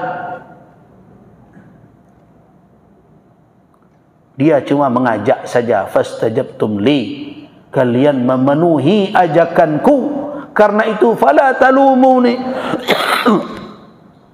Karena itu kini jangan bonong kalian salah-salahan kecil setan. Awaralah kekecewa beratnya nanti para loyalis setan kok. Iya. Fala talumuni, jangan kalian caci maki pula saya, kata syaitan.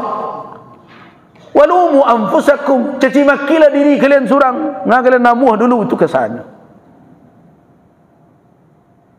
Nah, karena itu ma ana bi musrikhikum, ambo ndak mahari minta tolong ke kalian doh. Wa ma antum bi musrikhi, karena itu tak perlu lo kalian heboh minta tolong kamu. Wak tangguh sana nasib surang-surang, itu kecilnya suatu. Inni kafar bima asraktumuni min qabl, saya telah kafir. Artinya dia telah jatuh kekufuran dengan mempersekutukan Allah sebagaimana kalian mempersekutukan aku dengan Allah. Innadz zalimina lahum adzabun alim. Pandainya, inna, sesungguhnya orang-orang zalim berhak mendapatkan azab yang sangat pedih. Nah, itulah pengakuan syaitan di hari akhir. Ajan ada orang mengecek, tidak tahu wak, kok ada nan turinya bisu tu komentar lah, tidak tahu wak keceko kejadiannya. Itu kama Quran. Bila ya hadir ceramah dulu tanggal sekian di Masjid Al-Hakim, sampai ndak buya, ya buya dia capek nak ngaji awak sedang terkalok. Itu acara. Cobalah Bapak dan Ibu renungkan. Ini kan Ramadan. Bangkitkanlah semangat. Ibu dan jemaah rahimakumullah, kita cukupkanlah sampai di sini dahulu. Dan saya ucapkan taqabbalallah minna wa minkum Idun Sa'idun Mubarakun. Mudah-mudahan hari raya yang akan kita jelang ini merupakan hari raya yang penuh dengan kebahagiaan dan penuh berkah. Dan kita yang mendapatkannya, mendapatkan rahmat dari Allah Subhanahu wa taala, rahmat ampunan dari Allah, dan keluar sebagai pemenang di dalam perlombaan beramal kebaikan. Dan jangan lupa kita berdoa agar istiqamah di dalam taat. Jangan bekor Ramadan berlalu ketaatan selesai pula, itu yang kita khawatirkan. Demikian, waffaqanallahu wa iyyakum lima yuhibbu wa yarda. Wassalamualaikum warahmatullahi wabarakatuh.